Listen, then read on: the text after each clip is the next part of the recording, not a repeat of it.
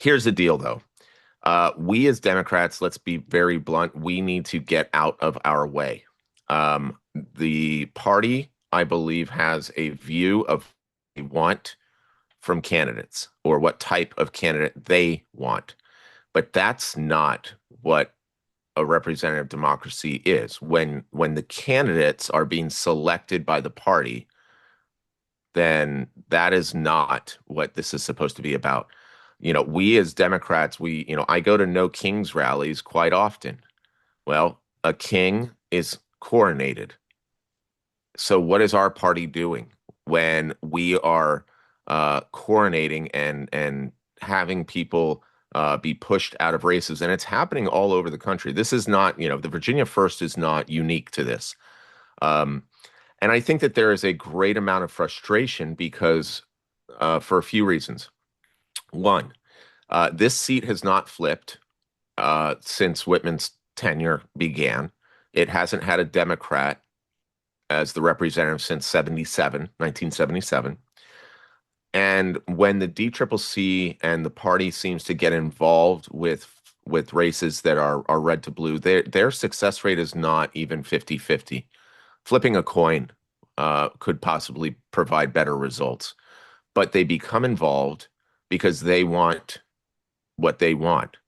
Uh, I would suggest that the people of this district would and do know better how to flip a seat. They know better how to choose the candidate that will have the best chance to flip this seat because ultimately this district is a Republican held seat. There are more Republicans, or at least Republican voting citizens in this district than there are Democrats. The math proves it out. This is not a wish. This is a fact that to flip the seat, we need to have people who have voted for Whitman in the past to give a Democrat a chance. And who best to help with that than people who can then go and talk to their neighbors and say, hey, neighbor, I think you should try to vote for this person. I saw them speak. This is what they're talking about. They seem to want to do good by our district and our economy and blah, blah, blah, blah, blah, right? And that is the way that we actually flip seats. It's not because people in a glass building next to the Navy Yard in Washington, D.C. from afar decide this is who will be our nominee. It never really works out for us. It doesn't work out for the Yeah. people. And so when we say that we don't believe in kings, and yet our own party coronates the person you get to vote for, then what is the difference? How are we able to stand on any firm ground? Uh, The Congressional Campaign Committee yeah, does themselves a great disservice, I think, because uh, number one, the whole idea of democracy is that everybody gets a vote, and the fact that we are not that we are heavily influenced by that organization and other people in politics to vote for a particular person means that our choice is greatly narrowed. yeah, That person gains an advantage that in some cases can't be overcome by the other candidates. So that's number one. And number two, think of the possibility of them staying out of it and then getting in on August 5th, and being 100%, all this time and all this money that they've spent up to now, that all could be concentrated on August 5th to November 3rd. And the impact, I think, would be a lot greater. absolutely. Absolutely. Because you would end up, and this is the great interesting irony, you would actually end up with the candidate that the district wants, the candidate that the people of this district decided who they want, not the candidate that people who are not connected to this district decided for us. That's how we flip seats, is by actually having candidates that without outside influence, the district has selected and said, this person will have the best opportunity to flip this seat. This It's person. supposed to be consensus. Exactly. And you're exactly right. I mean, the DCCC has put money into the campaign. They claim to say that they don't back candidates before a primary, yet their dollars prove otherwise. The Uh, Democratic Party cautions all of us, especially those who are in a position of being officers and part of the executive committee of various county and regional committees, to mhm, not endorse anyone. right. Yet the DCCC will come in and endorse someone and, in my mind, cut the legs out from under someone, Yeah. or in this case, six other people that are running for the office. And something in a lot of cases elsewhere, it's been proven that people don't recover from. And again, what you said about the less than stellar record of them, endorsing candidates that may or may not at a 50-50 uh, result. Yeah. And again, let's take the emotion out of this question a little bit. Let's look at it from a mathematical perspective. They have not done well.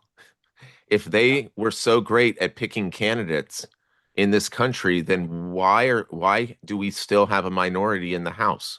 Right. If their decision making was so stellar, then why do we not have a 40 seat majority in the House right now? I would suggest that it is because of the influence that they have started to put in, because they get their fingers into the mix long before it's supposed to be, that people become fed up. People and one of the things, I mean, I've got kids, right? The best way to get one of my kids to do something is to tell them to do the opposite, right? I mean, and that's somehow where the DCCC, wants to pretend that they are our parent, that they are the ones who tell us what to do. They're the ones, they know best, and we should just fall in line. And that's simply just, it's unacceptable. It's un-American. It's the antithesis of what we were founded upon. And to what degree do you think that has to do with the disconnect between the current congressional leadership who controls those committees like DCCC, the disconnect between them and what is actually going on in the country, the candidates that are running, the all the talk about people that are characterized as being too extreme, or that want too much, or have too lofty of a dream. You know, Yeah, I mean, I definitely think like that they're the old guard, right? yeah, the old guard and I think that there is a an appreciable disconnect between folks within the leadership, um, who have been there for a long time. Uh, there's there's been multiple statements by folks who have talked about, well, seniority has its privileges and blah blah blah. But the point here is that we don't live in the 1990s anymore.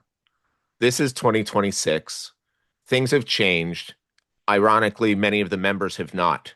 They've been up there since the 90s or earlier. And they like their seat, they like their power, they like the way that they like it, and they don't want to see it change. But the country has changed. The country has changed into a much different place, and our party has not been changing with it because we don't we have some of the same people in Congress that we did 30 years ago. I mean, that's Yeah, insanity. yeah. And they are holding with death grips to the power that they hold and wield. And that's again, see my previous comment about the order of operations. Right, That's not service, that's self-service. You're putting your right. power and what you believe to be the right thing ahead of everybody else. And it's one of the reasons I think that we haven't been able to, flip some of these seats is because of that mentality of I know better than you. And I think that there is a reckoning coming. I think across the government, but certainly even within our own party, where we start taking the power back and say, you don't get to choose who our representatives are. We choose them. That is the point. And I think that that's where uh, they're starting to fight back a bit. But this is something where this is one of the reasons I'm in the race. The huge shock of the establishment Democratic leadership in the House and the Senate over a campaign in New York uh, for mayor where they did not endorse someone even though he was the leading candidate. They continue, just like they have in Maine. And I've been a Democrat all my life. I've worked a lot for Democrats. And, I will not hesitate for a moment to point out what I think they're doing wrong. So, I think that there's a lot of hand wringing and things like that for the inevitable change that they should understand, you know, the change is going to come.